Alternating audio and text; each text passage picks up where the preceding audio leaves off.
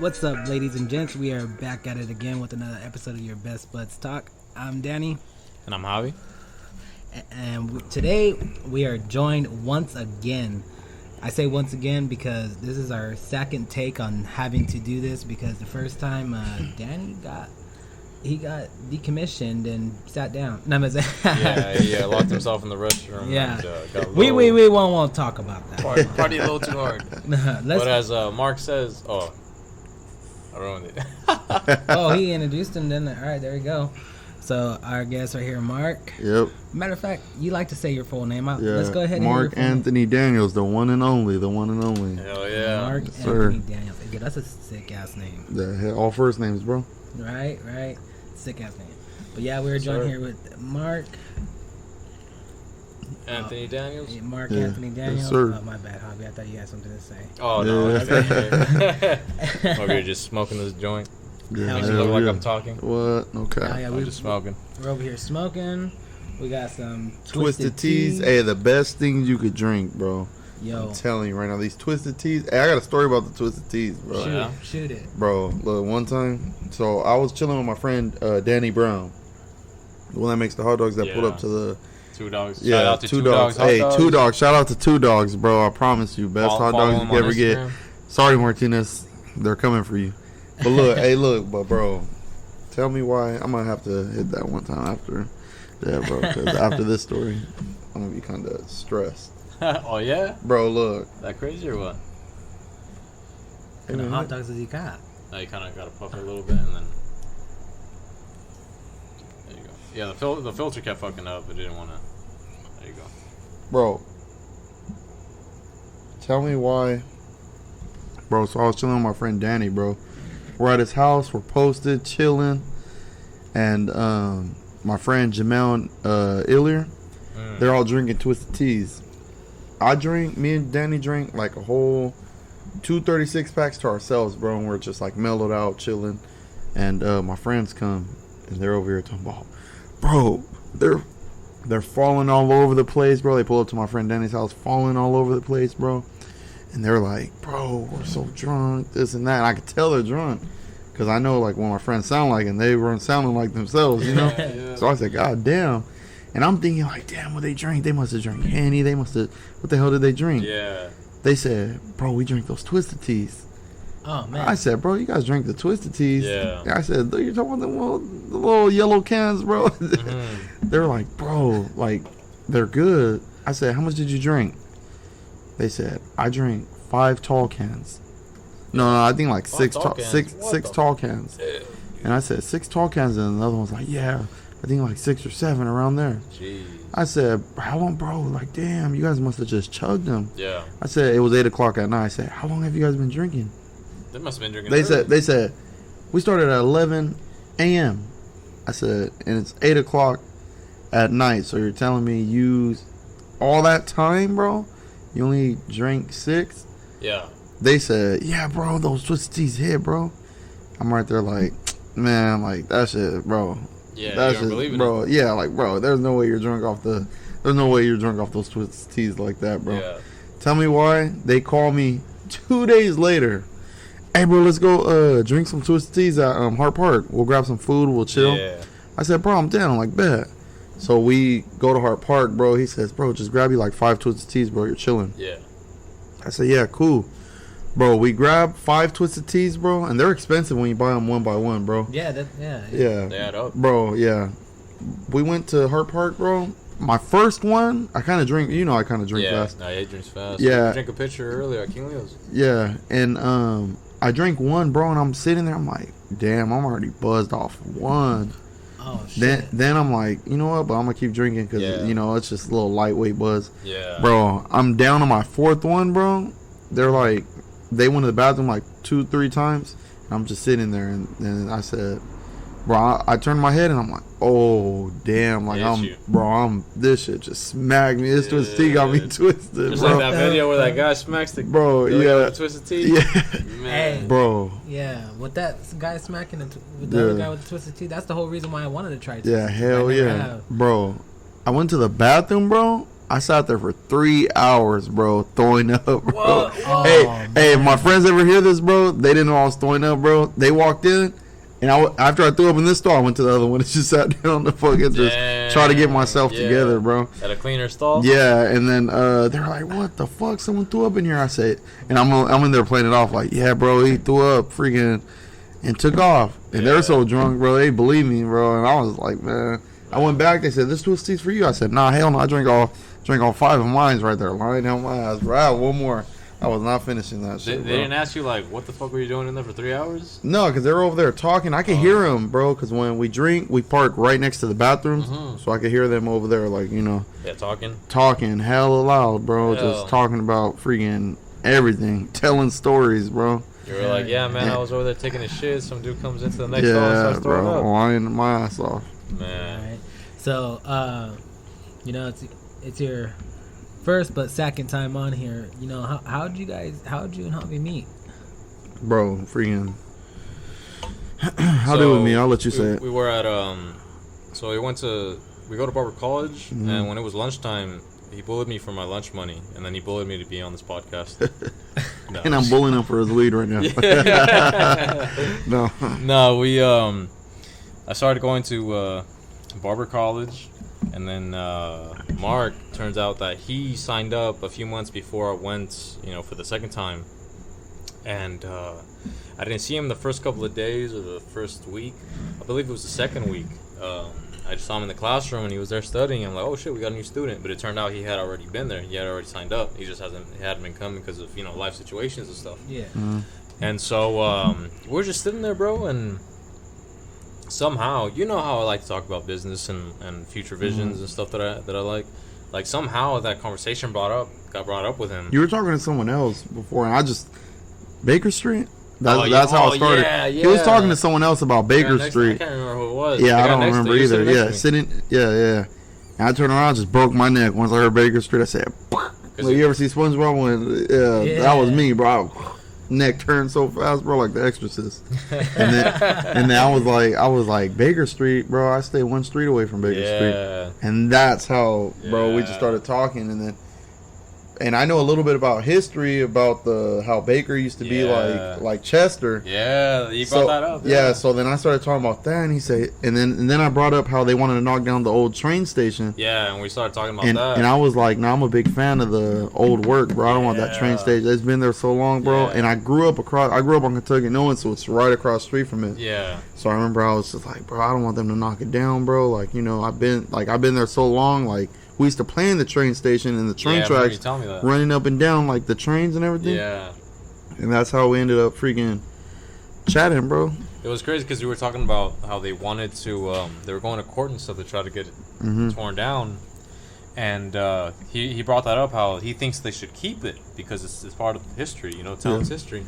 And you, Danny, you know that I like history of different things, like that vintage stuff. Yeah. And so vintage cuts. Hence the name Vintage Cuts. And so because of that, when he said that, I'm like, bro, that's cool, because I feel like they should keep it up because that's part of history. You know, that's Baker Street. Like he said, Baker used to be Chester. That was the main street here in town. Yeah. And so I thought, you know, I like the old school architecture and just the fact that was there for the longest. Like, I thought they should have left it there. And then from there, we talked about, you know, owning businesses. He brought up his clothing brand. I'll go ahead and shout it out. Out the Hood Clothing, OTHC. Yeah, check him out. O.T.H.C_. Yeah. Out the Hood Clothing, Out the Hood Cuts. Yes, sir. Yeah, I see you got. Is that your shirt right there? You know, when you came in today, I was like, what the heck? I never seen a shirt like that. Yeah, hell yeah. Where did you get that from? Bro, and honestly, bro, I was like, you know what? I'm just going to put my literally, this is my, if you look this up, my Instagram's going to pop up, bro. This is my Instagram. You know what? We'll take a picture of it. We'll put it on the Best Buds Talk podcast. Hell yeah. And we'll tag his profile on there so you guys can check it out on the Instagram page. So, you know, go ahead and follow us on Instagram at bestbuds_talk and check out the link on the picture. We'll have a picture of him with his shirt, and we'll have the his account tagged on there. Yeah. And go ahead and follow. Appreciate it. Heck yeah. Go follow our best bud over at O.T.H.C_. Yeah, for haircuts and apparel necessities. Yeah. Yep. Whatever you need, jerseys, all that. We got everything. Yeah. Photographer, what do you need? Yeah, what do you need? Nice. Yeah. Oh, actually, while we're on that subject, you took that picture on Baker with the fire in the background. With clothing logo. It looks sick. Yeah, hell yeah. Sick. When I seen that, I'm like, damn, this shit looks professional. He's like, oh, that was just the fire that was going on that day. Yeah, bro. I stopped the whole cut, bro. Well, I seen a fire because first where I was just cutting the guy's hair, bro, and I was like, bro, what is that? And I'm smelling my wires where all my wires are. I'm like, bro, it don't smell like nothing's burning here. I look outside, big ass fire, bro. I'm 1 street away from Baker, bro. I see the smoke, bro. This dude, bro, I'm freaking got all lines in his head, bro. One side of his haircut's done, the other one, I'm like, come on, bro, we gotta go right now, bro. Bro. I said, let's go get this picture, bro. Yeah. Bro, he said, bro, and he didn't look confused, bro. And he's right there, like, dude, no, take this off. Yeah. I said, yeah, take it off, bro. I'm about to throw you in the clothes, bro. Yeah, bro, and freaking the sweater I had was size smaller than what I wear, bro.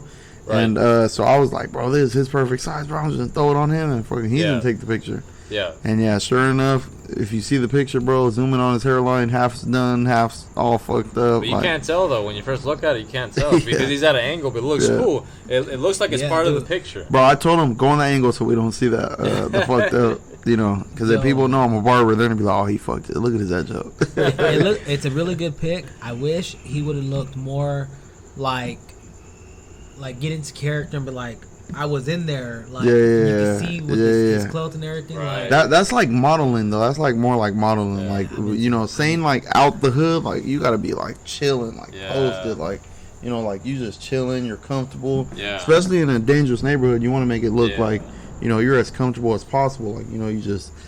You know, talking about that, your little promo video for your clothing brand, bro. That shit was sick. The areas you were shooting at, I love it just because it's part of home. You know, it's part of our side of town, and it just looked like I told you before. I like that grimy, you know, New York looking, concrete jungle looking thing, sir, bro. And so I just thought, bro, I thought it was. Shit. How was the process making that video like? Bro, if you want me to be honest, bro, freaking shout out to G Perico because that's my favorite artist.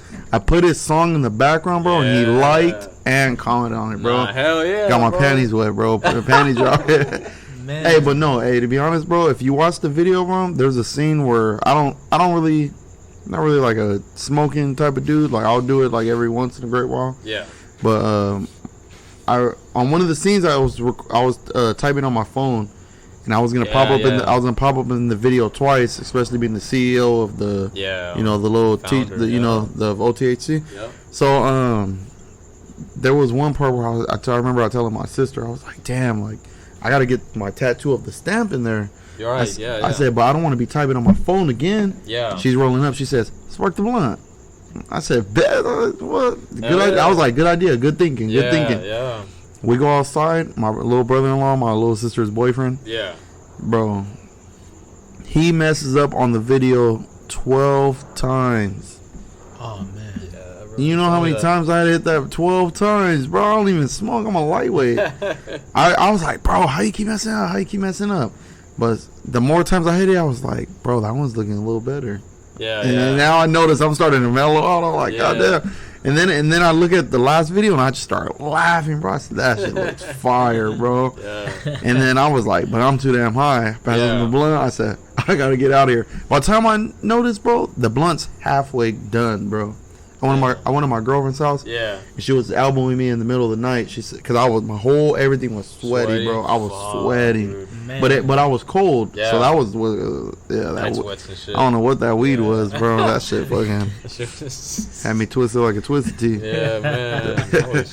Man, I've had those sweaty. Oh man, I fucking hate that shit. Waking up all sweaty and shit, and then your blankets and everything is soaked. So, kind of like when you have to go pee, where you're like, I gotta go pee, but I don't want to get up, so I'm just gonna stay here till like my bladder explodes. Well, I feel like that's how it is when you wake up sweaty as hell. You're like, damn, I don't want to get up, but this is so fucking uncomfortable. Ooh. Bro, I'll be lazy as fuck, bro. I'll lay there. You ever had those dreams? I know everybody's had these dreams, especially being a man.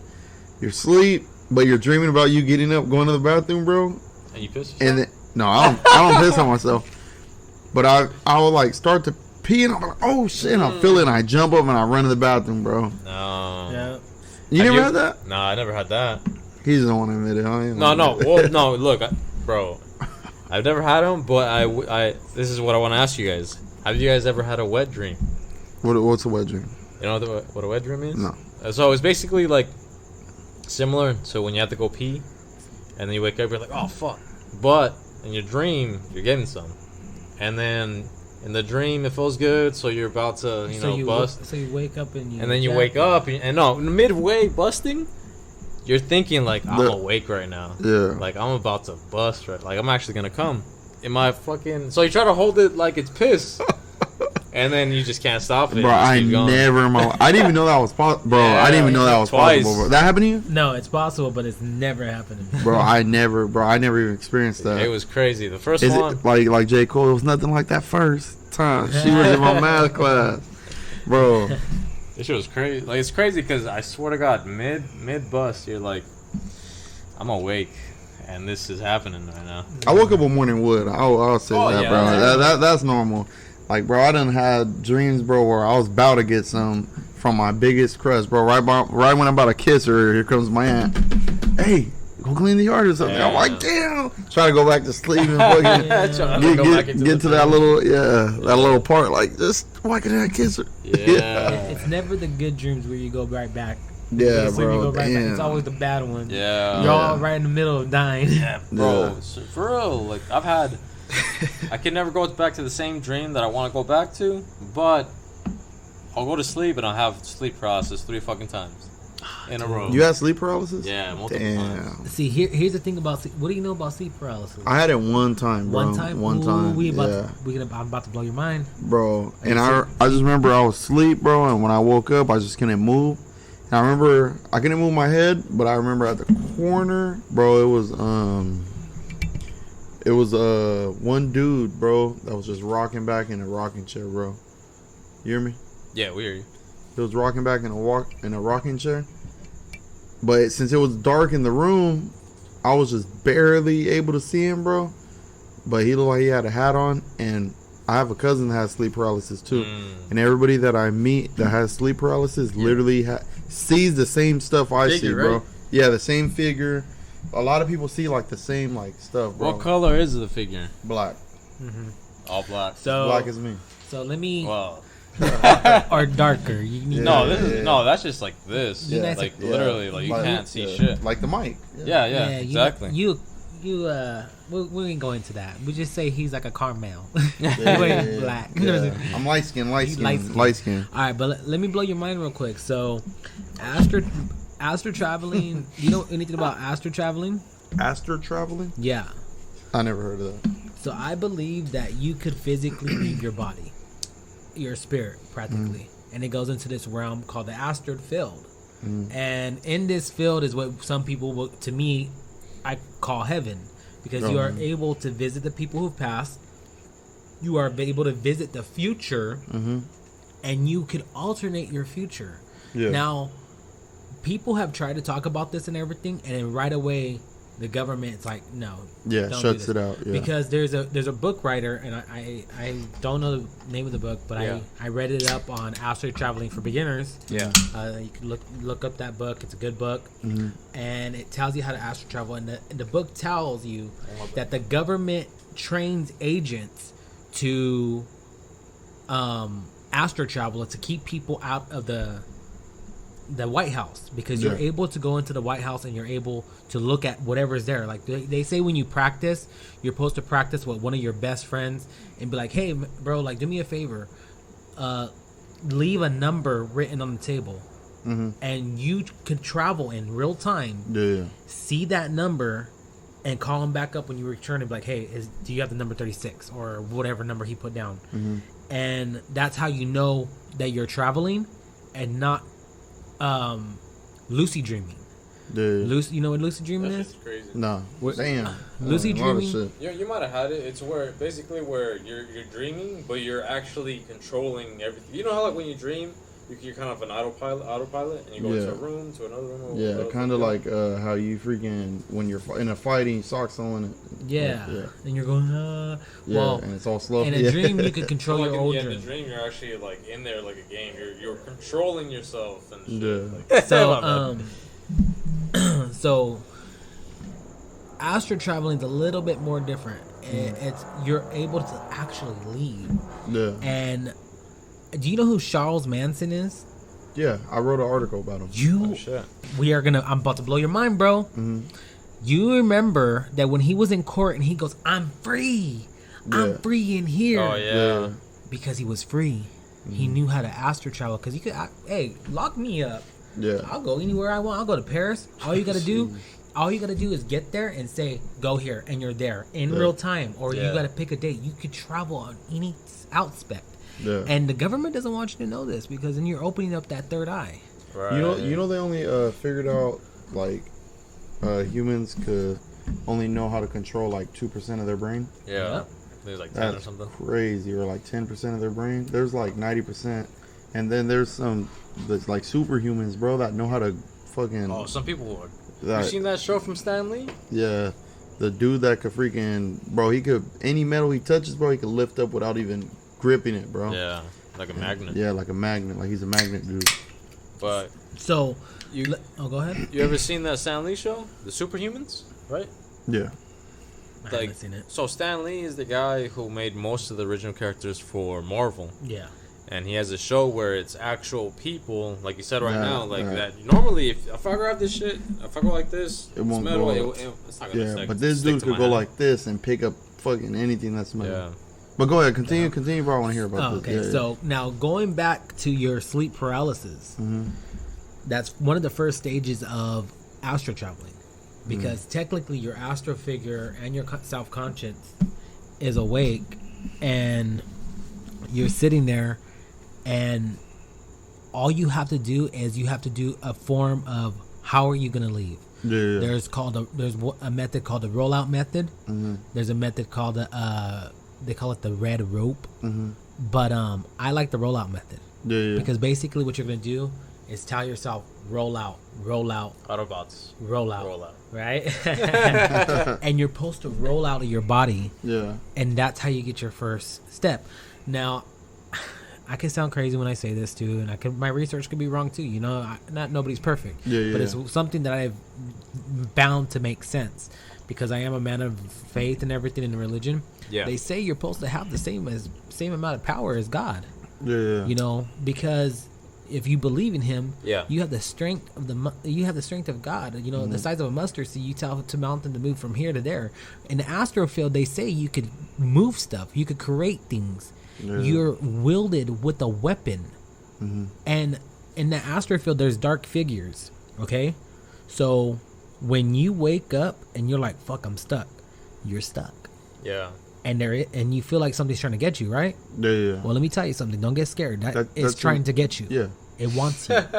But know this: it cannot hurt you. Yeah. At that point, I'm sorry. You know how you're like, "Oh fuck, I want to wake up. No. Yeah. Call onto the light.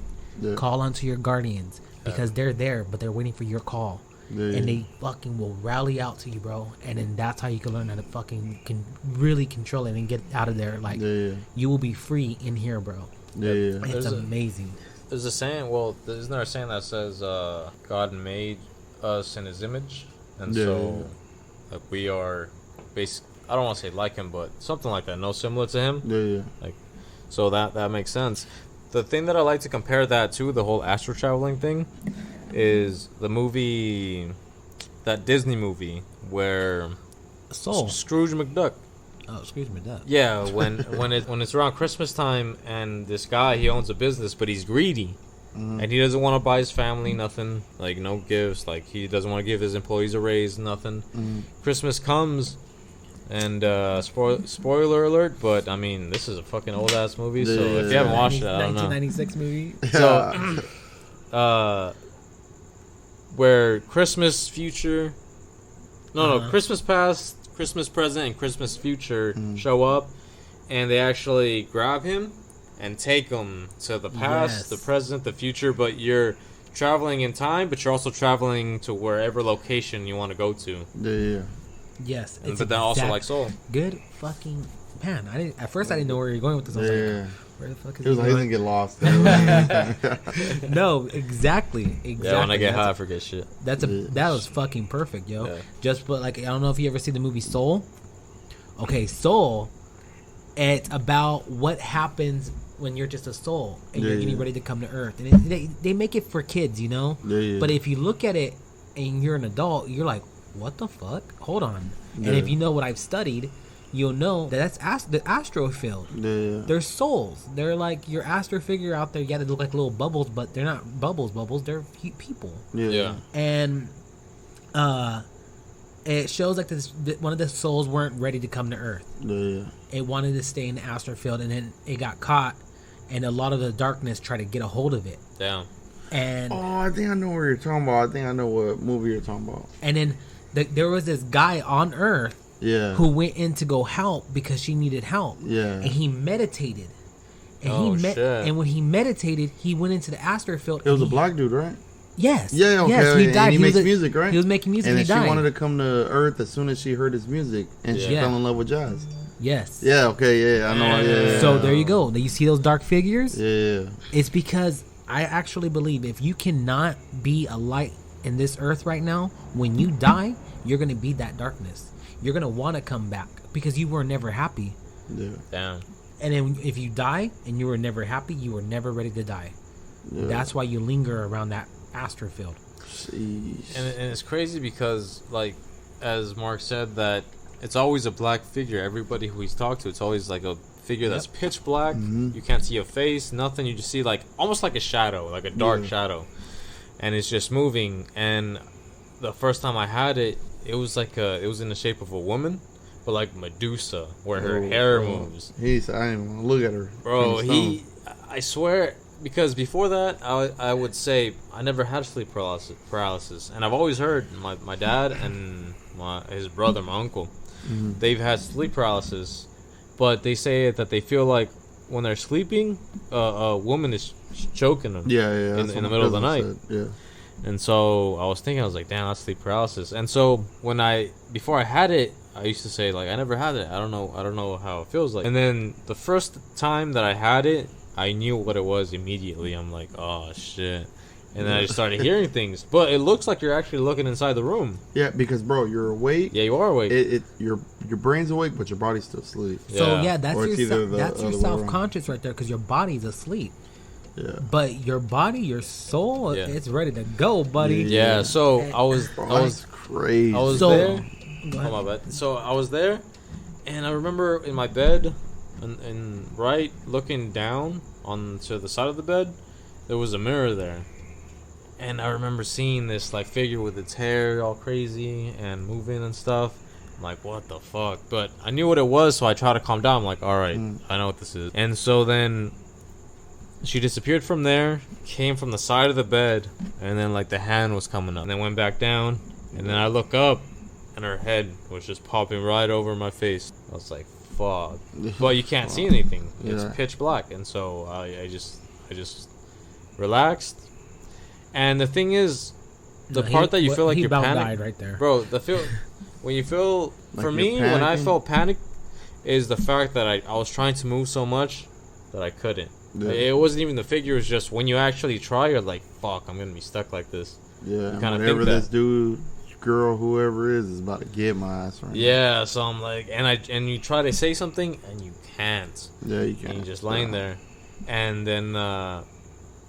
So yeah, and then I ended up waking up because I just relaxed. Then I woke up. The second time it happened, well, one of the other times that it happened after that was it happened. I woke up, and that was one of the days I had it 3 times. Mm-hmm. I kind of woke up, and I heard things. I'm like, oh man, I'm in that sleep paralysis mode again. So what I was thinking, okay, I could hear shit. I heard things talking, 2 people talking behind me, but there's a wall there. Right behind the bed, so there's no way no one's there. I remember you told me that. Yeah, and so I was like, all right, I know what's gonna happen. I'm just gonna close my eyes, that way I don't see shit, and then relax and wake up. And I did. Bro. But then I went back to sleep, and that shit happened 2 more times. Bro, my cousin, he has sleep paralysis all the time, bro. And he told me one time, he told me this story, because they used to say their house was haunted, bro. And their house is 118 years old. If you look it up, it's on Lake Street. Right. And a guy that lived there died, whatever. And my cousin, like one time, one of my cousins walked in the house, and it was in winter, around winter time. And my cousin said, "Hey, who's that standing by the heater?" And they had one of the wall heaters. Right. And he said, he swear to God, he never went in the house again, bro. It's been like probably like 7-8 years since he went in. He never stepped a foot in there again. Damn. And he said there was a guy standing in front of the heater right there. Like, this is the heater, and he's right there warming itself up. Wow. Turning and stuff. They already said the house was haunted. One of my old friends named Jamal slept at my cousin's house, and he said, bro, in the middle of the night, he said, I heard kids running all around the house.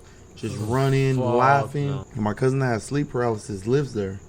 So when he was there, he said one day he had sleep paralysis, bro. Yeah. And he said he, like how he said, the people feel a lot of people over, like, choking him. Yeah. He said he woke up. He saw the same figure I seen. Yeah. And he says, but this one came over him and just started choking him. And he said he was screaming. Well, yeah, but nothing was coming out. Yeah. His mouth wasn't moving, and he's just like screaming. Yeah. But he couldn't move. And somehow he fell off his bed. And he said when he fell off his bed, he's getting dragged now under the bed. That's what he told me. It could be a lie, I don't know, but I'm just going with what he said. That is crazy. And he said, I'm not one to put things down. Bro. Yeah. He has a story right after this one. And the thing, whatever it is, I don't know what it is. It's dragging him under his bed, and he's just right there, like just like screaming. He can't, like, you know. And, but nothing's coming out. Yeah. And then finally, just it all came out. Like he's screaming. Yeah. And his mom fucking runs in the door, because I remember that his door didn't have like a doorknob. It didn't have a handle. It didn't have the lock or anything, because the mom knows he has sleep paralysis. So she knows, like, okay, if I gotta go in, I gotta go in. She freaking ran in, and he was able to move, and she grabs him, pulls him out. She's like, Bobby, like, what's going on? Like, you know, and he's telling her, and you know, and she's Catholic. You know, Catholics believe in that. So she set up candles all around the house. Okay. Now, I'm not gonna lie, that might be some fucking some fucking saints and shit going on. Yeah, bro. I never in my life believed in ghosts, bro. Ever. Look, bro. I never in my life believed in ghosts. I lived on 930 Kentucky. Right. Before they rebuilt it, bro, the house was 110 years old before they rebuilt it, which is in 2017 they rebuilt it. Oh, wow. Because that's when my grandma died. Was that like a huge two-story house that was always blocked off, and it seemed like it was under construction? It looked pretty... I forgot what street it was, but my friend would always... Every time one of my friends, Rodrigo, would pass by it, he would say it was haunted. I don't know if it's the same one, though. No, it's a... Well, I lived there from when I was 2 weeks old to 17 years old. Yeah. Or 18 years old, matter of fact. Right. And on the corner of the house, bro, freaking... the house was 110 years old around there. And you can look it up to this day, bro. That house is like old. If you look it up on, Google? Anywhere, on Google, it'll pop up like 110 years old. It was the third oldest house. There was a lady across the street named Alla. She was an old police officer. Right. In our house, bro. So growing up, bro, my uncle always had a tub, bro. We had a shower inside the house, but we had a tub outside. Yeah. And my uncle always kept it super washed. Right. He built a little water fountain like in there, so it'll be like recycling the water, throwing the water out, and put rocks in there and everything. And he just made it look beautiful. He used to let us swim in there and everything. And I never, one day I got older, and my friends would come over and they'd be like, "Why does your uncle have this tub here?" Yeah. And I was like, "That's a good question, bro. I don't know." Yeah. So I asked my uncle. I said, "Phil, like, why do you have this tub here?" Yeah. Like, if you don't mind me asking.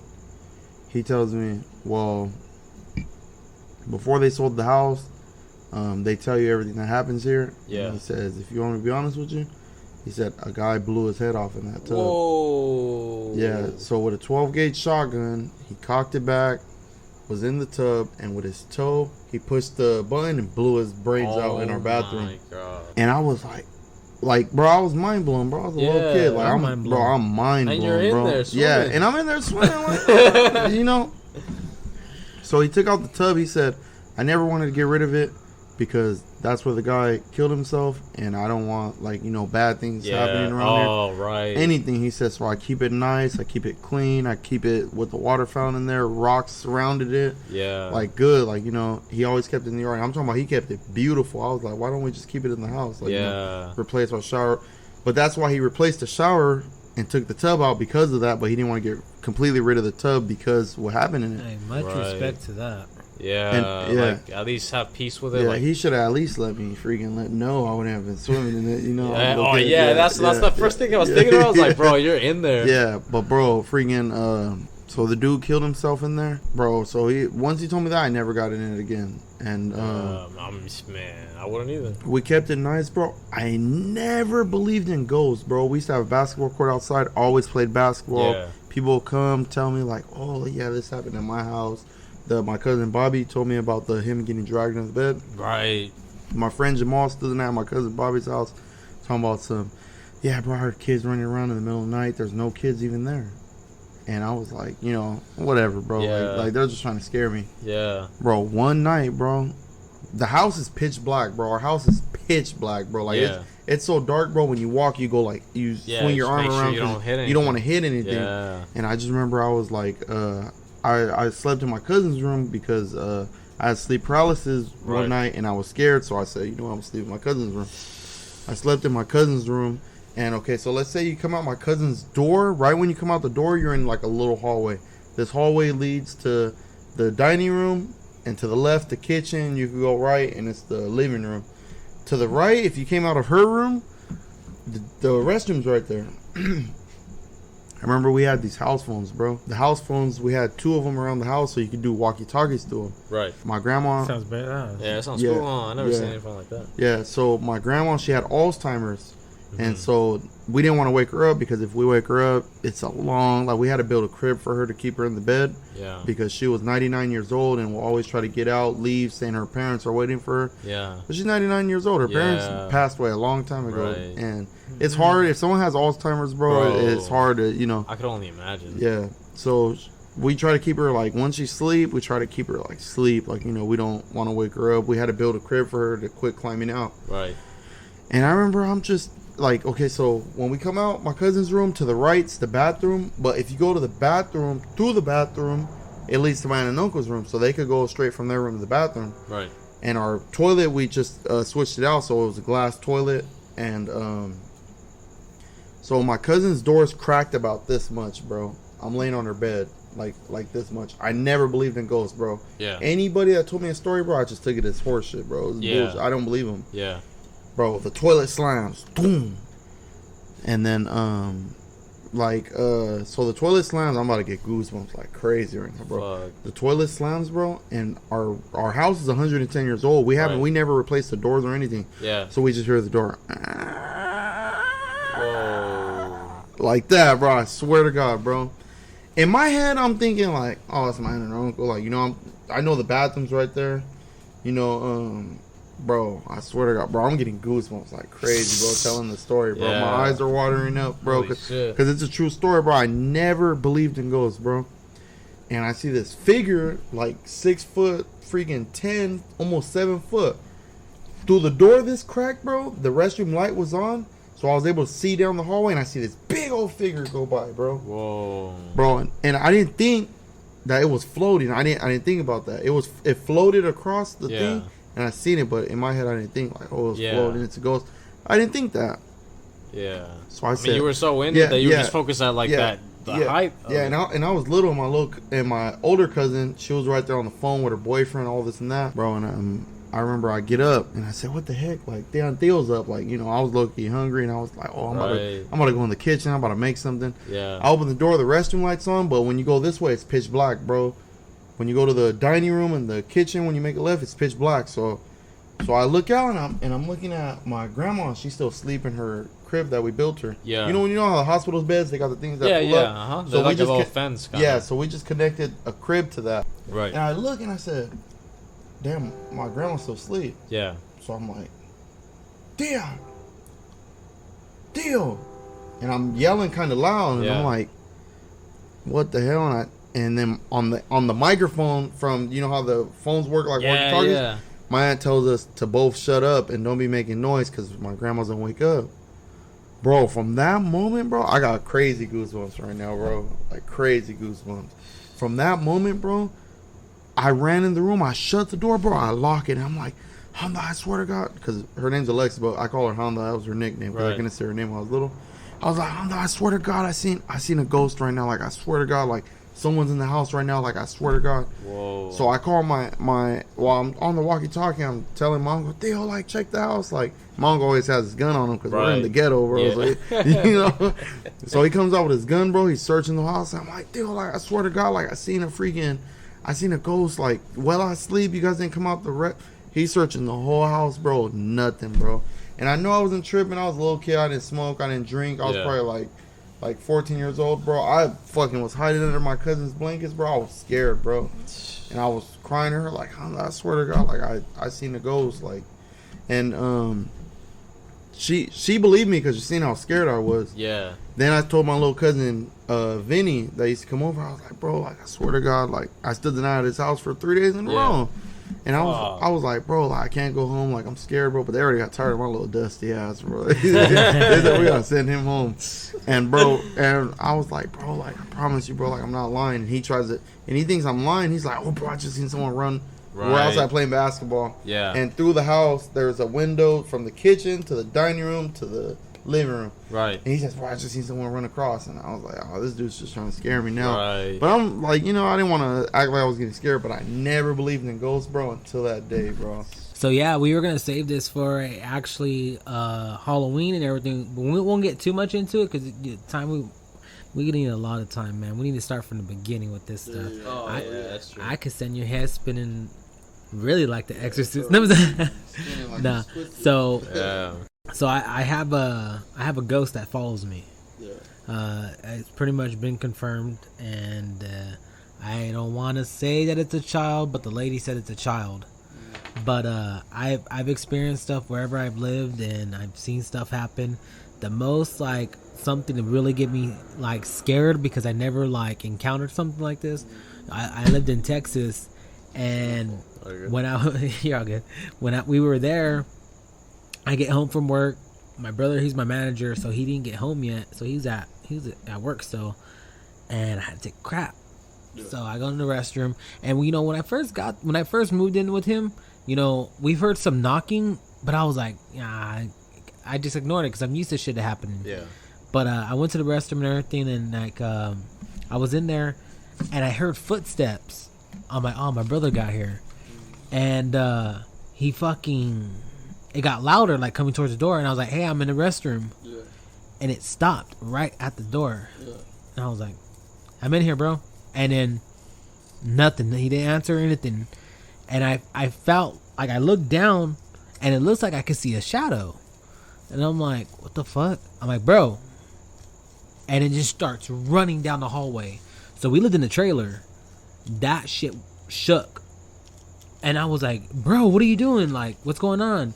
So I was like, you know what? Whatever. Well, again, it comes back. And I shit you not, I felt, like I didn't feel it, but I mean, the doorknob kind of like vibrated. Yeah.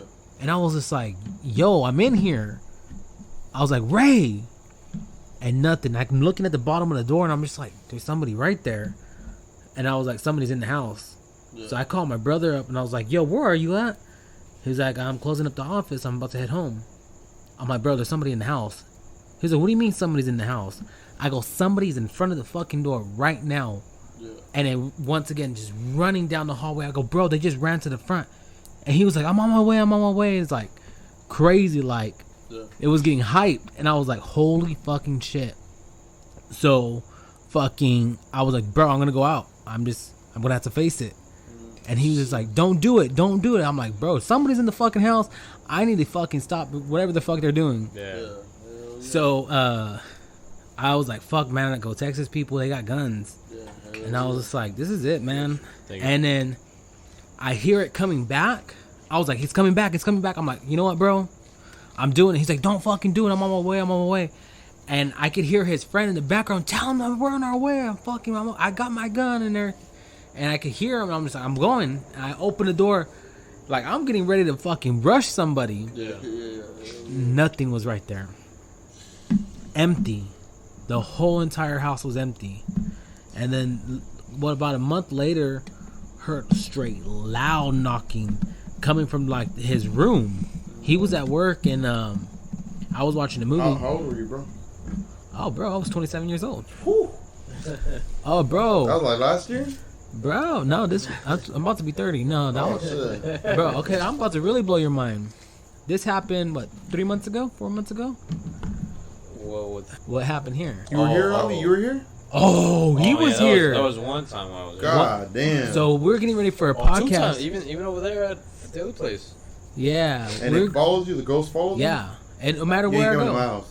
Right? You ever want a haircut? Yeah. Here? I'll Yeah. come. If Javi wants me to help you with a haircut, like, Javi, So, you got this one. Check this shit out. So we're here at the house. We're talking about what we're gonna do. We're gonna do podcasts and shit. Mm-hmm. And my boy, he has his Legos on the table, and we're just sitting there talking. And as we're talking, a fucking Lego piece is shot out. Yeah. And I go, bro, did you see that? And he goes, that wasn't you. Yeah, I go, thought no, he moved bro. on his pinky. I He was go, on his phone. did you fucking see that? He was like, You were here. Wait, you seen that? it happened Yeah. right in front of us. You said my homie was here, and they, you know, because he was like, yeah, my homie was here, but I thought it was talking about someone else. Yeah. Don't- It was Javi. He was right there. Yeah. We're literally like corner to corner, and the Lego piece just flew across the table. Well, not across the table, from your hand to my hand. Well, yeah. But that was far enough. What the fuck? Yeah, hell yeah. Any no, movement is Bro, far we're enough, yeah. He was right here.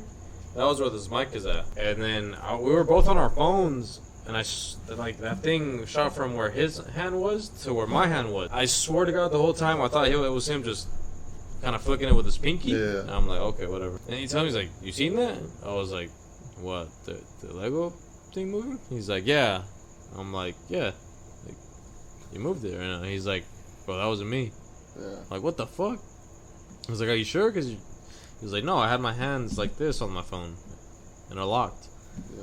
And I was like, what the fuck?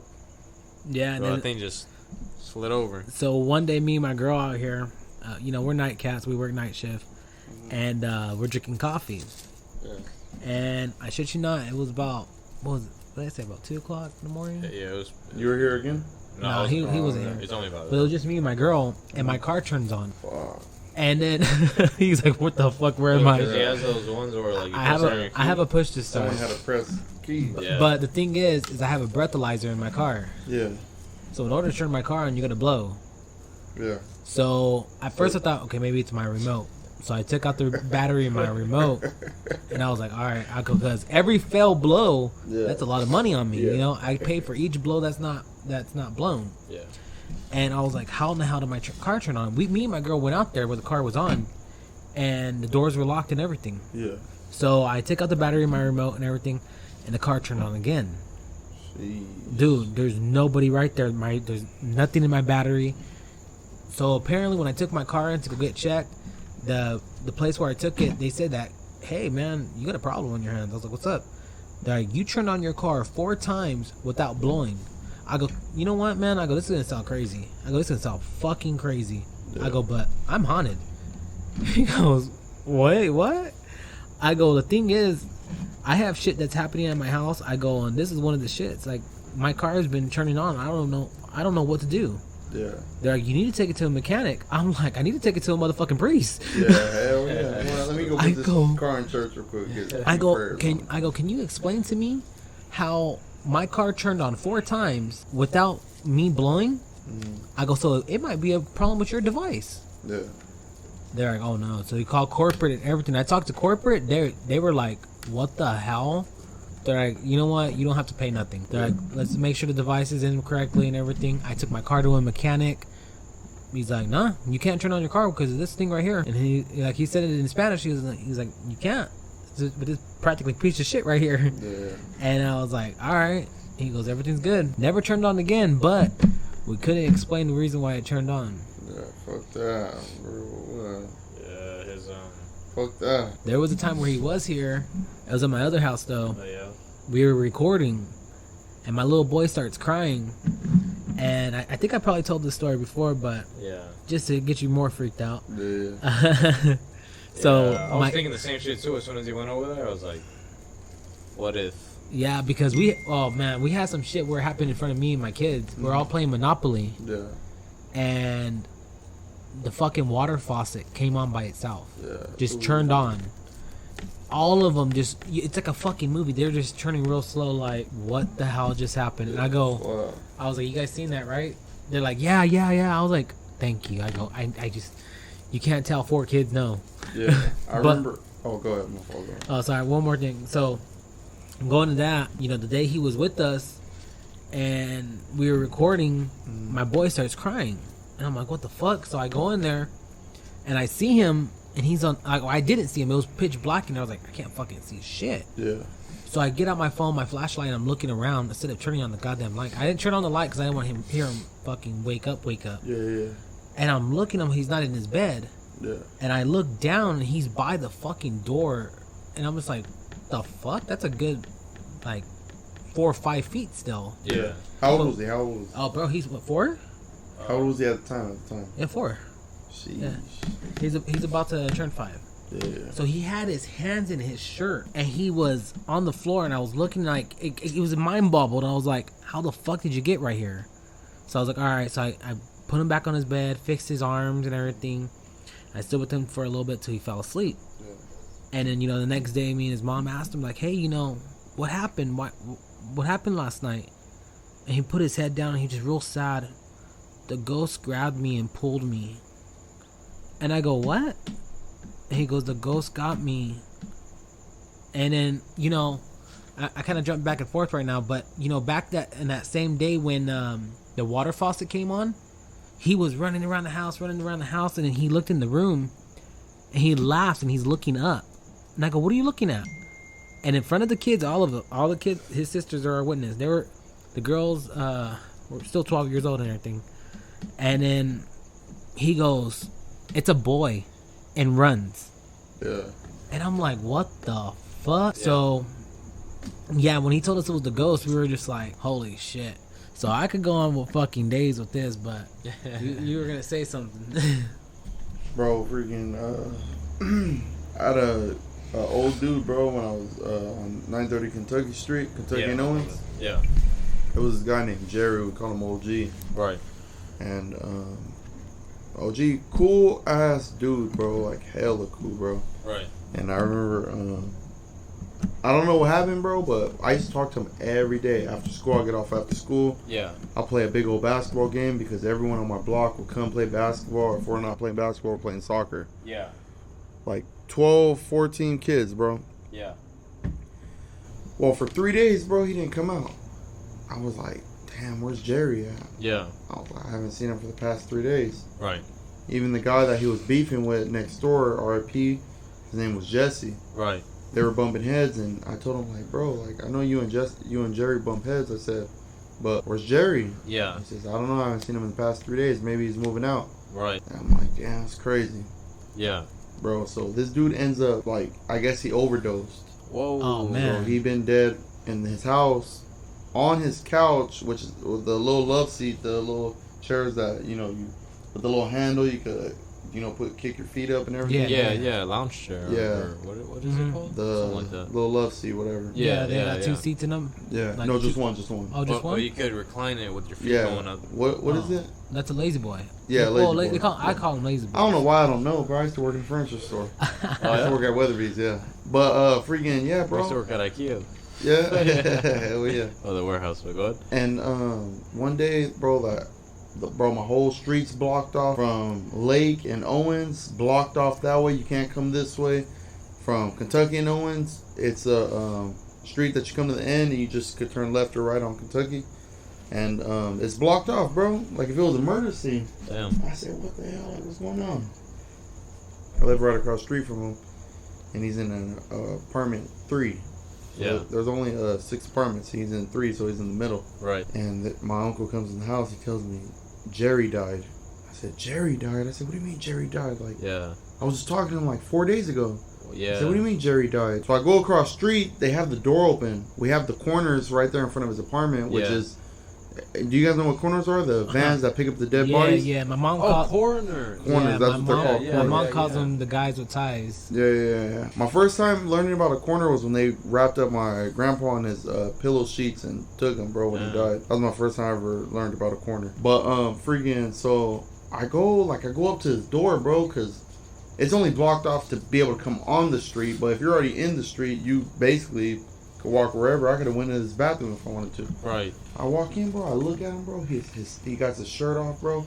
He's sitting on his couch like a normal dude, bro. Just dead like this. Wow. His stomach's swollen. His arms are swollen. His face, neck, everything's swollen, bro.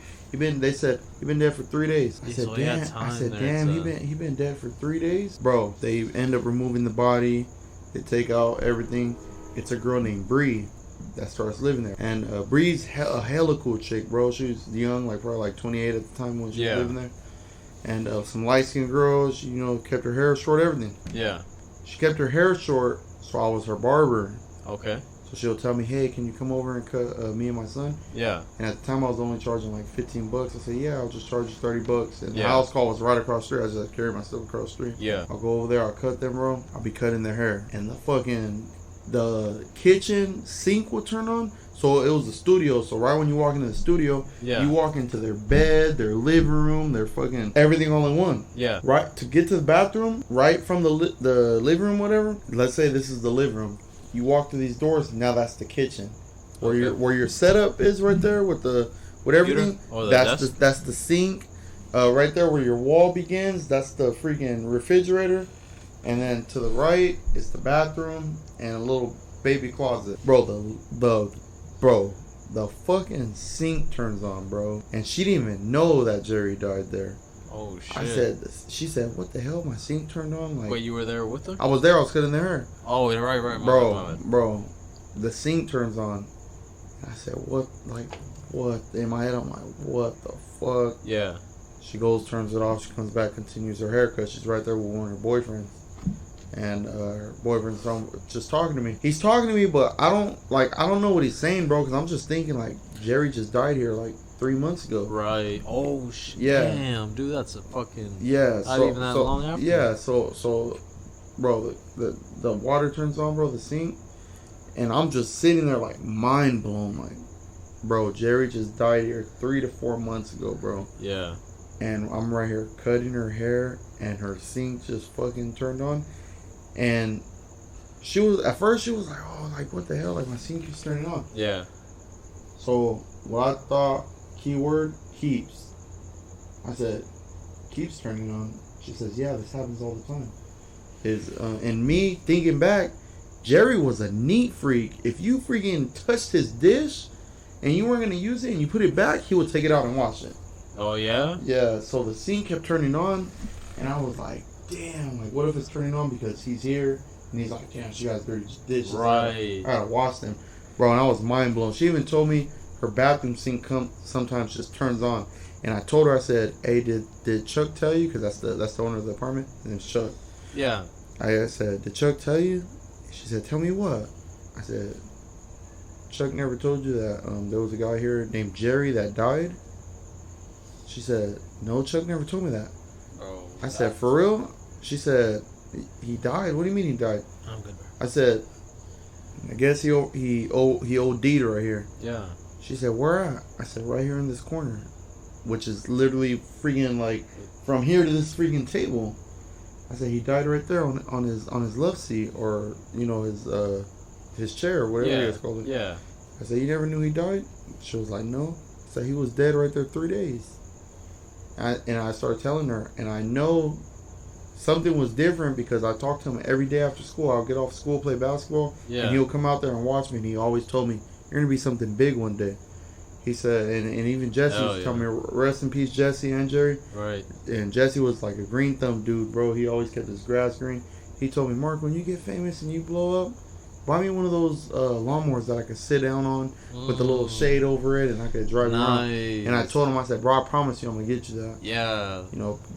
He passed away and everything, but, Yeah, no. I'm pretty sure you would have, bro. Yeah, hell yeah. You got so much going for you. You got your clothing brand. You already have a clientele before you go to barber college. So as soon as you if you get your license and go to a shop, bro, you'll blow up for sure. Yeah. And then I know from that time talking to you that you have a business mind, and bro, like those words that he spoke were true. Yeah, hell yeah.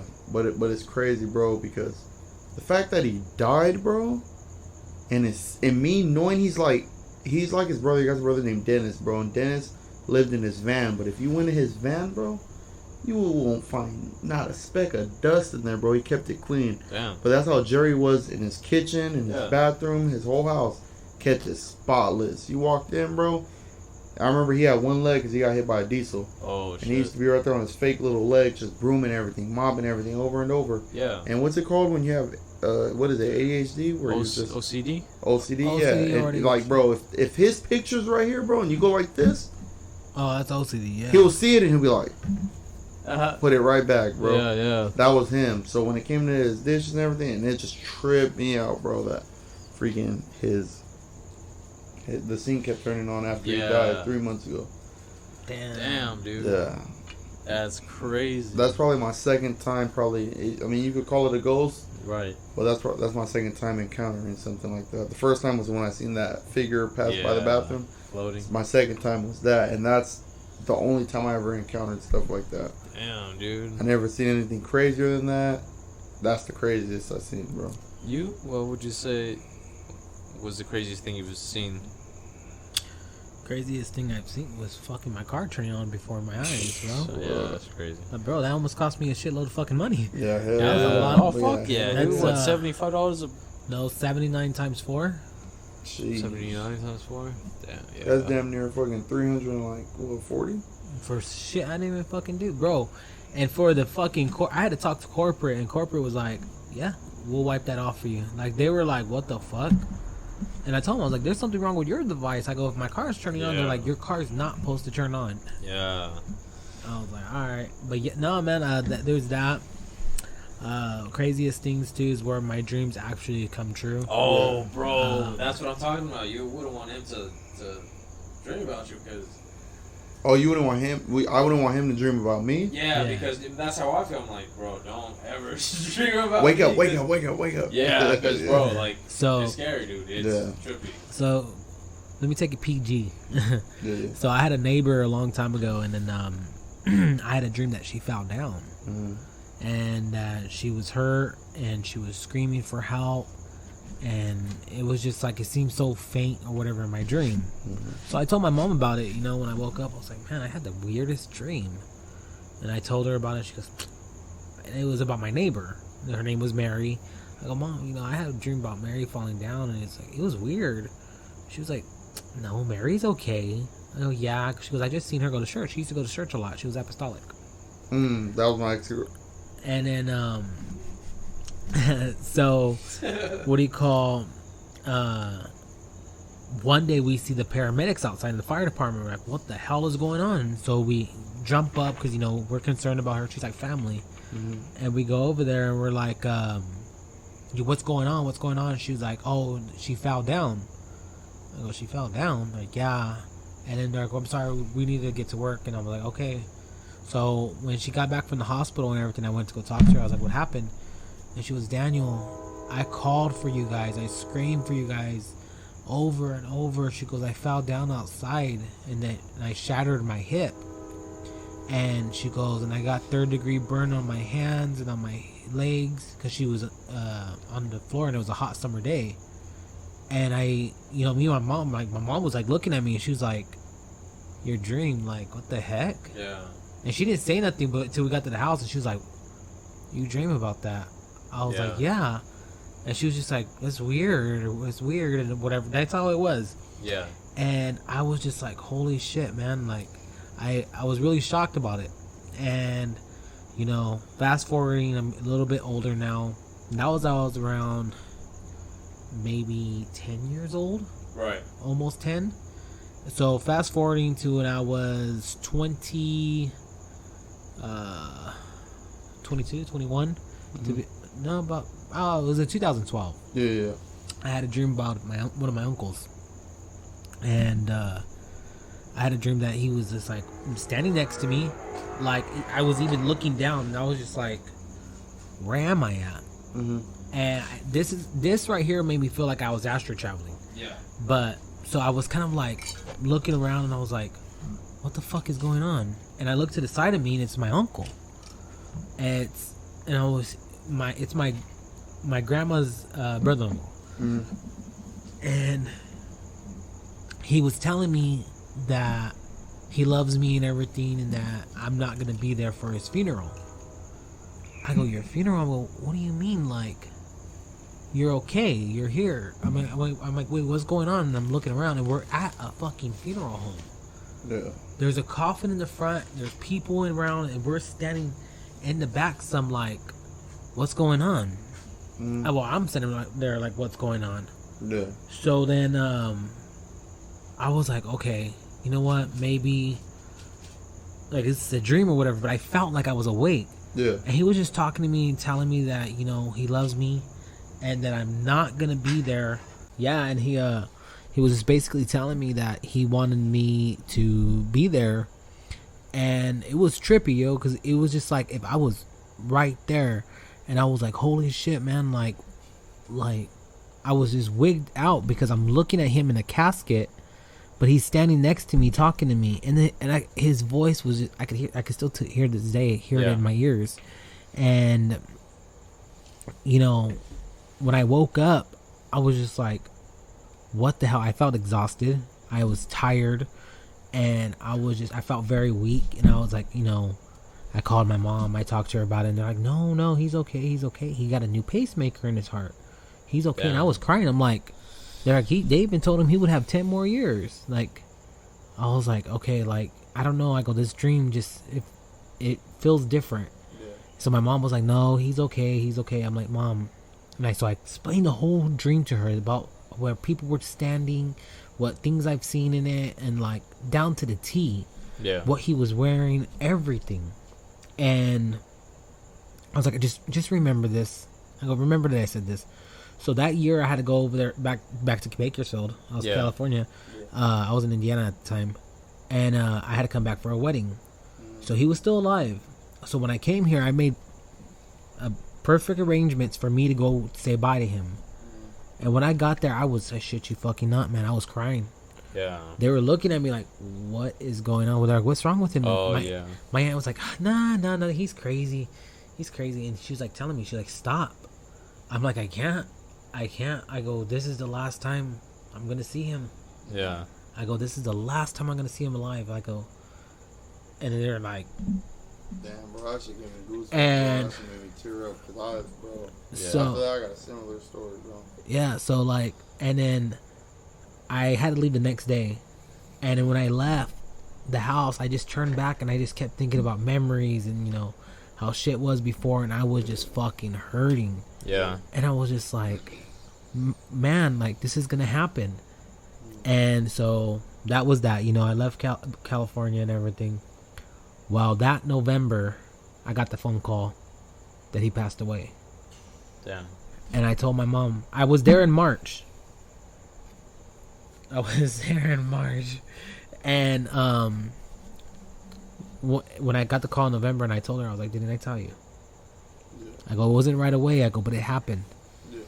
And she was just shocked. She was like, how did you know? I go, because he told me. He told me I wasn't going to be there. Yeah.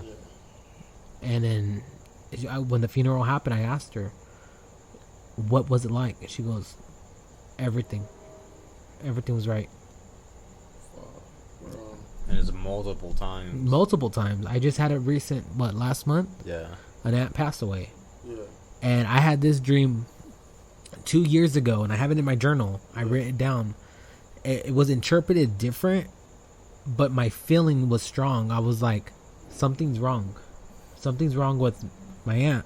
Like, her grandson's hurting, but his hurt and his loss, the way I interpret it is she passed. Yeah. And I have in my journal, my cousin Elijah's grandma died. Yeah. And I call her my aunt. That's how us Mexicans roll. So, you know, she passed away. And this dream I told a lot of people. So I was just like, do you guys believe me now? She had cancer for 2 years and didn't tell nobody. That's and insane. I had that dream about 2 years ago. And then my cousin, he even told me, he was just like, bro, you dreamed about it. Yeah. That's crazy, bro. Freaking, I have stuff where my feelings, like, bro, there's like some days where I'm just so down, bro, like, bro, I just feel like in my whole body, like you know when you ever go through a breakup, bro, and you just feel empty. Yeah. Oh yeah. You don't want to eat. You're just starving yourself. Yeah. Well, I get like that, bro, but it's not a breakup. It's nothing, bro. It's just like I just feel like something bad's gonna happen. Yeah. And I remember, bro. So I remember when you were telling that story, bro, it made me tear up because my grandma, bro, she was 99, bro, and she's the only reason why I could speak Spanish, bro. She's the only one in my family that spoke Spanish, so I could speak Spanish because she raised me, bro. Yeah. And I just remember, like, when you said that you knew that was gonna happen, bro. My grandma was on her deathbed already, bro, in the hospital at Memorial Hospital, bro. Right. And I remember she had Alzheimer's, bro. I didn't know every Alzheimer's patient goes through this, but they're on their deathbed, bro. They're not talking. They're basically in a coma. My grandma's 99 years old. Yeah, the doctor tells us, oh, she's gonna pass like within 48 hours. Right. I missed school, bro. I stood there. I said, I don't want to miss this. Like, that's my grandma. Yeah. I love her to death. Yeah. That's what's tatted on my arm right here. Yeah, I wonder who they were. That's a younger photo of her. Okay. So, I got her tatted on my arm. Like, I love my grandma to death, Yeah. And I just remember, like, when they said she was going to die, bro, she ended up reviving. She was like super, like, freaking talking to everybody. Like, everyone came and visited her. Everyone thought she was going to die. I remember everyone's in our dining room, bro, and they're like saying, like, oh, she's like, oh, how you been? Where you been? Like, haven't seen you in so long. My fault, bro. I'm tearing up, but no, you okay, bro? But bro, I remember she was like, oh, where you been? She gave me a hug, bro. She was telling me when I'm gonna sing to her because I sing to her all the time. Yeah. And she was like, she was talking to me, bro, and I was like, damn, that's so crazy. Like, you were just about to die. Right. And I remember I go across the street because I was like, I'm gonna go across the street because everyone's here, and when I get around a lot of people, I get super nervous. Yeah. I can't be around too many people. Yeah. So I remember I go in the kitchen. It's one lady, bro. Her name's B. Right. And she's like a close friend, bro. She watched me grow up, helped me as a kid. Yeah. And I remember she's still crying in the kitchen, and I'm like, damn, B, like, why are you crying? Like, yeah. And she tells me, because your grandma's gonna die tomorrow. And I look at her, I said, she's gonna die tomorrow? Like, what do you mean she's gonna die tomorrow? She says, this happened with my dad before he passed. Right. And my mom also. This is how it goes all the time. I said, this is how it goes all the time. I said, nah, like, I said, no, it's not happening like that. Like, she's good. Like, you don't see her over there? Yeah. Well, she tells me I'm sorry to tell you, but she's gonna pass tomorrow. Right. Everybody's happy in the dining room. They're talking to her. They're hugging her. Like, yeah. Is it true? It's like, yeah, bro. I go across the street with my cousin Vinny, bro. He's playing the game at my cousin's house because he stayed across the street. Yeah. Bro, the next day I go to school. I come back and I see my aunt like running into the house, and she's crying, holding her face. I'm like, yeah, like, what's going on? She said, well, I just died. She's dead. She's dead in the house. And I was so heartbroken, bro. I didn't even know how to take it, bro. I was freaking 17 years old. That's when we ended up moving out of the house. Yeah. Bro, I walked in, bro. She's dead in there, bro. I was like, damn, I can't see her like that. So I go across the street to my cousins, and they don't even know. It's our house right next to us. It's my cousins. Right across the street, it's my other cousin's house. So I go across the street. I'm like, damn, like, well, I just died, like, and I'm right there crying, bro. Like, I'm just crying. Everyone's running across the street, but bro, I don't want to see her, bro. Like, yeah, bro, by B telling me that she's gonna die the next day, I should have been like, I should have went back and been like, gave her the hug, gave her all the love I can. Man. Oh, maybe sing her last song, because she loves when I sing her that Michael Jackson song, that I'll Be There. I'll sing there all the time, bro. And when she told me that, I should have been like, damn, I'm gonna spend this last day with her, but instead I didn't want to believe it, bro. I was like, yeah, bro, that's not about to happen. And she told me that's what's gonna happen, bro, and that's exactly what happened, bro. Oh man, you saying that story kind of made me tear up because it made me think about it, bro. Bro, I just, man, I'm tearing up just listening to that myself. Man, because what I was thinking about right now, two things. One, you were talking about your grandma, how you have her tatted on her. Yeah, bro. And I was thinking, you know what? What if I got a mural of my grandma on me? Yeah. Because I know, I you know how like with your parents sometimes sometimes you guys bump heads, but it's never like it's just what happens in life when you're with your parents. Yeah. So whenever I hear my aunts talking about her, obviously that's their mom, so they're like, oh, kind of sometimes annoyed from what she does, but it's not in a malice intent. It's more like that's just a relationship they have because that's their mom. Yeah.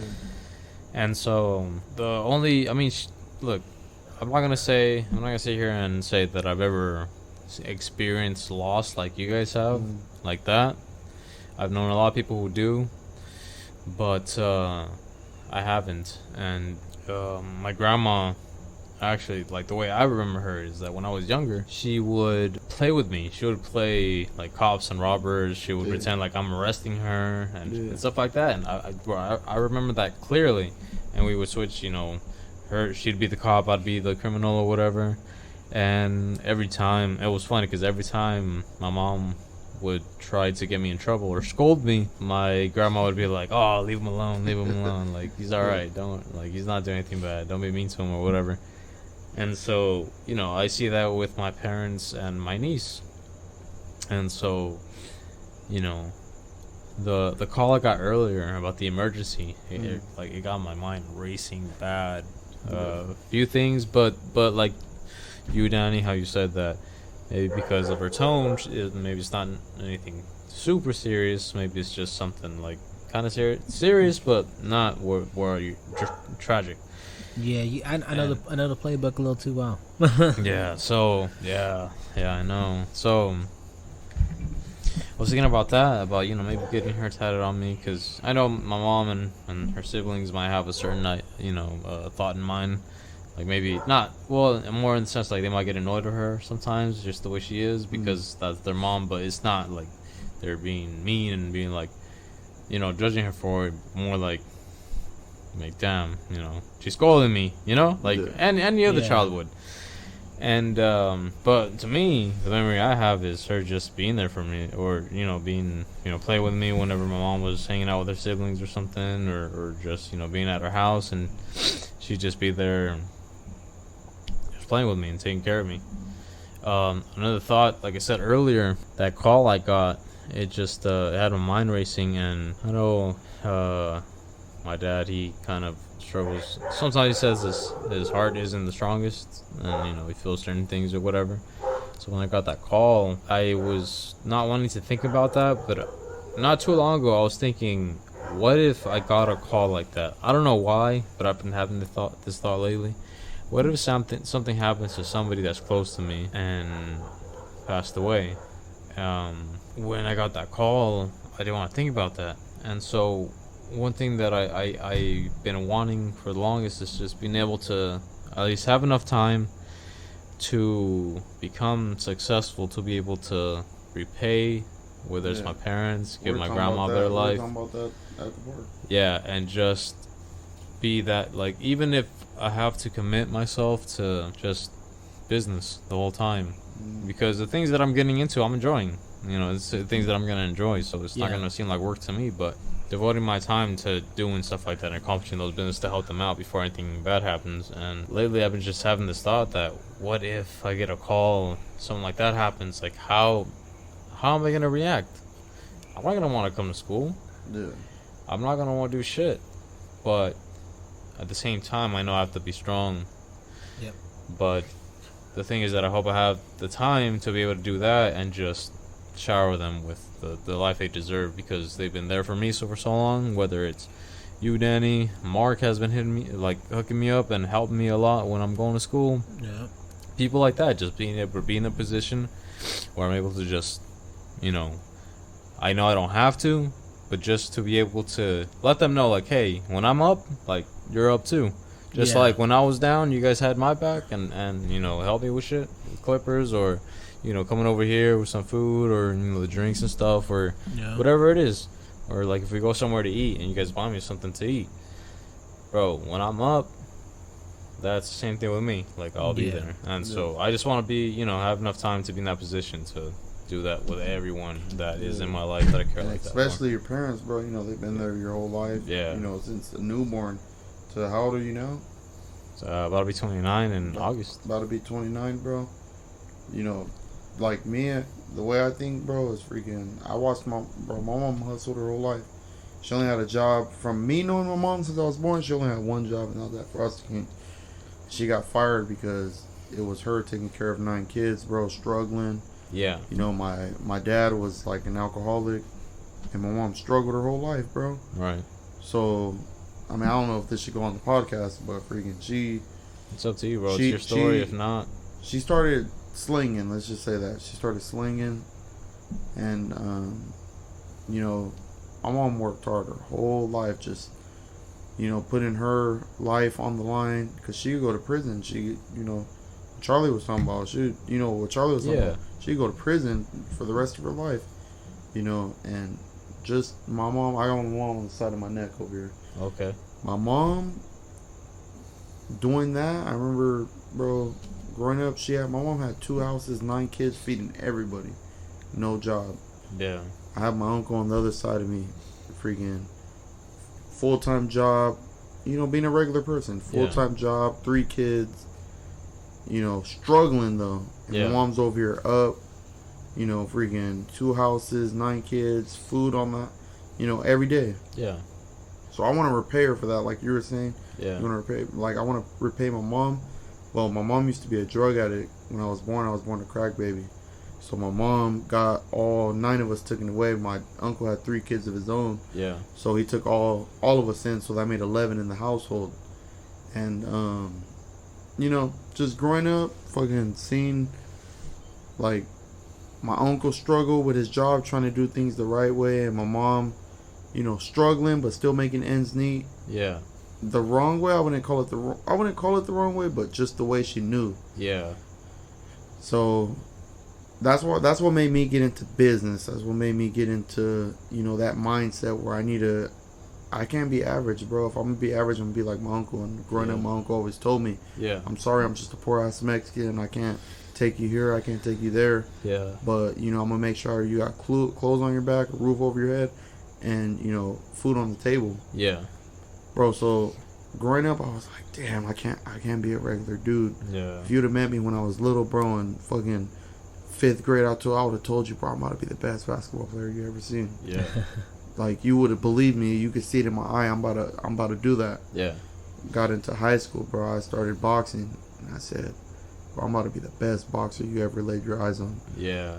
Right before high school ended, I got into insurance. I said, bro, I'm about to be the best insurance agent that you ever laid your eyes on. Yeah. Now being a barber, now you see my drive is crazy. Yeah. So I got this tat on my neck, bro. My uncle's on this side, bro. The left side of my neck, it's my uncle. On the right side, it's my mom. So I got this tat because basically it represents me. So when people see me, I got it on my neck because I want them to know. Yeah. This is the first thing you're gonna recognize about me is these tattoos. Yeah.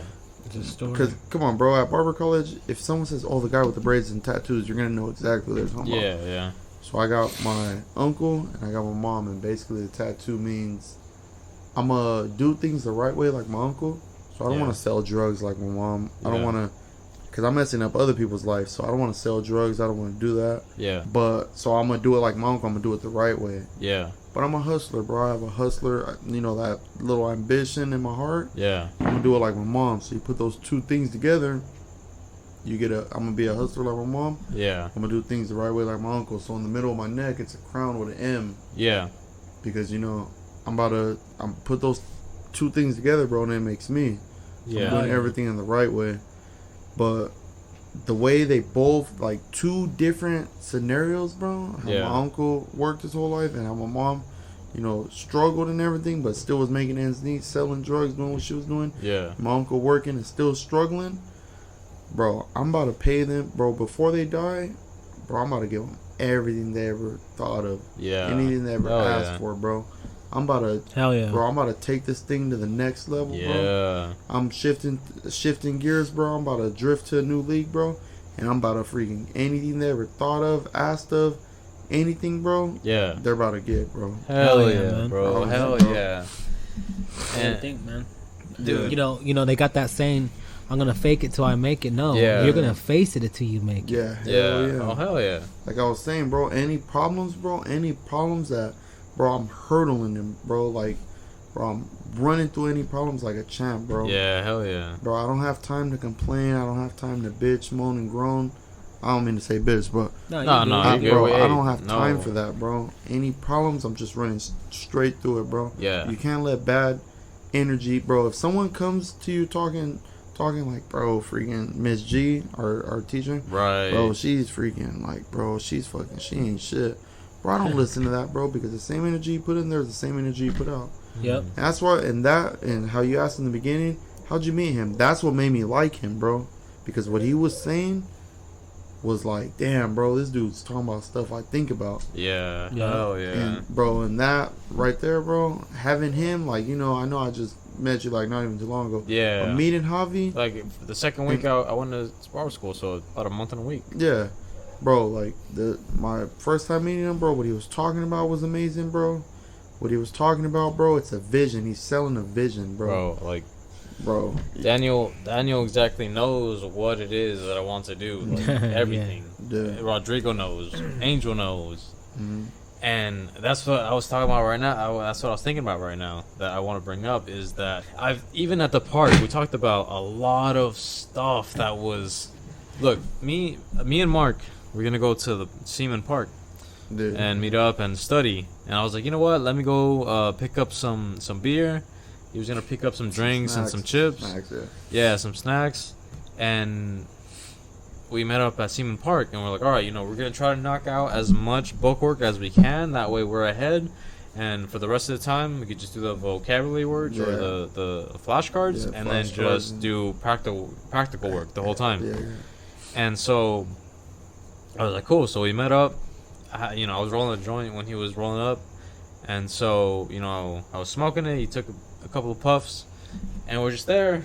But at the same time, we had the beers and stuff. But every time we tried, we're going down, wrote a couple of answers. But then talked for like 30 minutes, 25 minutes, just straight talking. And went back to work.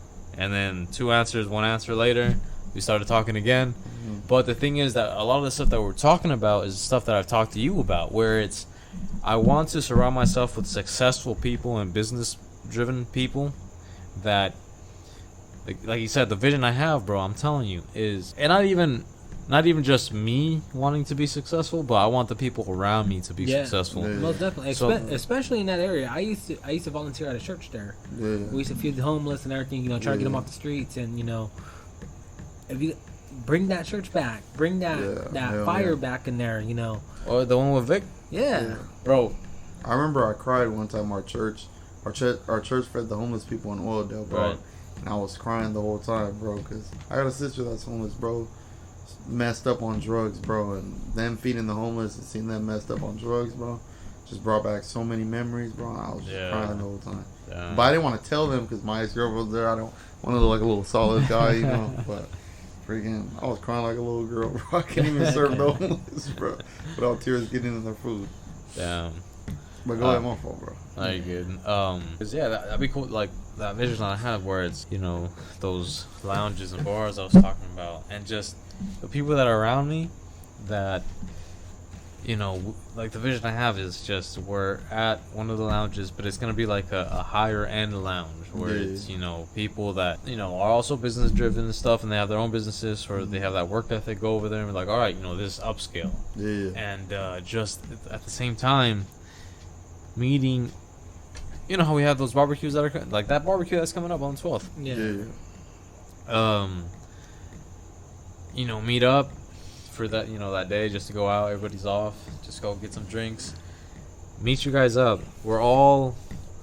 People see us that we're successful. Like there's somebody there. Yeah. And I mean, the vision I have is all of us wearing suits, but I can't. I don't know what style you guys prefer or whatever. But like, imagine going up there with a suit. And it depends on what the occasion is.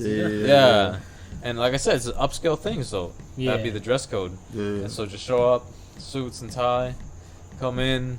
I'll meet you guys up, and then everybody's like looking at us like, damn, that's a group of people right there, like somebody's. And then they just break their neck, looking us all the way down the little walk lane, all the way to the VIP room that I have, where it's just closed off from the public. Yeah. They're like, where the fuck did they go? Yeah. And have you guys watched the new Batman movie? Yeah, I watched it. Yeah. Did you watch the part where they're at the bar, that club? Yeah. But there was a club within a club. Yeah. When he was looking for that girl, right? Yeah. Because she had those I've been boots. to some places like that in San Antonio. Yeah. Yeah. Nice. Yeah. So like on Baker, that's what when we were talking, I was mentioning, like I told you about the whole kind of taking it over, buying different properties and making it like the downtown, but from Vegas, comparing Vegas to Old Town Vegas. And Baker would be Old Town, Vegas, basically. Right. So that's what it was back in the day. The new Chester today that everybody knows that people go and dress up and go club and party. Yeah. Baker Street was Chester back in the day. Yeah. But now it's it's abandoned buildings, tweakers running in and out of it. Yeah. They keep lighting the place on fire. Yeah. I know, bro, because I stay a street over. Yeah. So just having all that, and then being the old downtown here in Bakersfield, and just making it out classy and stuff. Hey, believe it or not, Baker still kind of gets popping, bro. We have there's a bar. There's a bar right there, and there's actually, that one. So you got that bar, and then right across the street, a little more down, you have the billion dollar club. What? It's called a $1 billion club. No, that's on the right side. But across street from that, it's a pool place. Yeah. And everybody goes there, plays pool. Games are 75 cents a game. That's just fun, bro. Over there by the train tracks, there's another club down there. Perulis. What is it? Perulis? It's like a bar. It used to be a brothel. To the right, before if you're gonna turn right on Truxton, going down. Right across from that liquor store, right? Bro, I'm gonna take a video next time. The liquor store gets packed on a Saturday. Yeah, that's a Mexican place right there. I know what you're talking about. Yeah. A lot of my friends tell me, bro, you don't want to go there, bro. Freaking all the people that they kick out of Casa Tequila, all the people they kick out of Grandma's, they say all the people that can't go there no more, just go there. So it's all basically the little viejitas.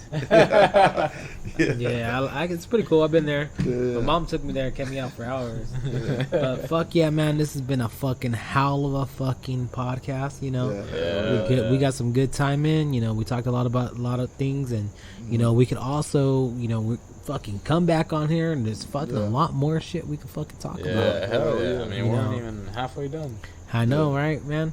But real quick before we end this, it got real. This episode got real. Hell yeah, bro. I didn't know I was expecting it to. It was completely different from the last trial. You know what?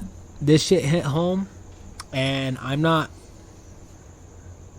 saying that because I like to believe that I'm starting to become more connected to the other side. Yeah. But and I don't even really want to say this, but I feel like I have to. So I'm gonna say what I feel. Say it. Bro. Yeah. So when you were talking, and I was just like, "Fuck," I know your story, I know your pain, and I was just like, "Oh man, that's just the tip of the iceberg." Yeah, bro. And I said it in my head, and I was like, if I have this gift, let something happen so I could tell this guy that you're like here or something. Yeah. And I was just like kind of looking around, listening to the microphones. Because, I hear a lot of shit in here. Yeah. But I got goosebumps that, something touched my arm and went up. Yeah. So I'm going to take that as a sign, man. Yeah. Your grandma was here. That's how I'm going to take it as. Hell yeah. And I want you to don't ever stop singing. Yeah. Because she could hear you. She's right here. She hears you. They could come when they want. They're watching over you. Yeah. And whenever you want to talk to her, just have that conversation with her. Yeah, you can't hear her, but she hears you. Yeah. And, if you say prayers, say a little prayer for her. She's your light. She's your guardian. You know, to me, she was here, and she wants to hear you sing that song again. So, you know, if you're by yourself or wherever you at, just do it, man. And you know, for people who are listening, life insurance, guys. You know, don't put a burden onto your family. Get life insurance. A funeral cost is so much money. The average funeral cost is like 30 grand. If you want a good funeral, you want a headstone, you want everything, it's like 30 grand. If you're gonna get life insurance, make sure you get buy term invest the difference. There you go. Exactly. Yeah. Hey, sponsors, PHP. Yeah, don't do it. Hey, look, you want the best life insurance? Primerica, buy term invest the difference. Listen to Dave Ramsey, whoever you want, and they'll tell you the same thing. Trust me. Insurance agent, district leader. Yeah. Oh shit. Yeah. So, you know, just think about the future. You know, be a chess player. Yeah. I'm a chess player, and I think 5 moves ahead. And I sound crazy for saying it, but my relatives, my close loved ones have died multiple times in my head because I prepare myself, and I feel like I need to be the prepared one in my family. I gotta have my head on straight because I know they're not gonna be able to. And a lot of people think that they don't need life insurance because we're young, right? Yeah. Because hey, we never think we're gonna die, right? We think we're invincible. I'm 22 years old, bro, and I have life insurance. I also have the investment, but I have life insurance, bro. The only reason why I got it because I believe in it deep. Because I didn't mean to cut you off, bro. No, you're good. You're perfect. When my dad died, and he had some bullshit life insurance that didn't work. Congrats to him for having it though. Yeah. But he had life insurance. It didn't cover him. The kind he had didn't cover him. Right. And he had us doing car washes in my video. You know that video where I was right there typing on the phone? Yeah. He had us doing car washes right there on the corner of Niles and Miller. Oh shit. So with that being said, get it. Listen to Daniel. He's not lying. Yeah. But yeah, man. Yeah. Shit, So- well, Go ahead. yeah. Before we end this, I just want to give it to Mark and go ahead and shout out all his social medias, where to get in contact with him, where to follow him, where to buy his merch, Yes, sir. how to support him. Mm-hmm. Go Yeah, ahead. so on Instagram it's o.t.h.c_. My personal is Mark Firm Daniels. MarkFirmDaniels. Yeah. And they can find you on Booksy too, huh? If they need a haircut. Yeah, o.t.h.c. Heck yeah, guys. Schedule your cuts, man. Schedule your cuts.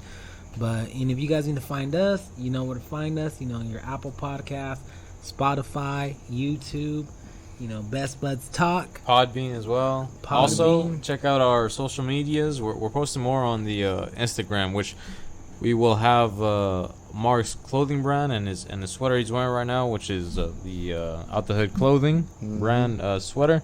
We'll have that on there, and we'll have his account tagged on the description or the description of the picture. So, Hell yeah, that's it, y'all.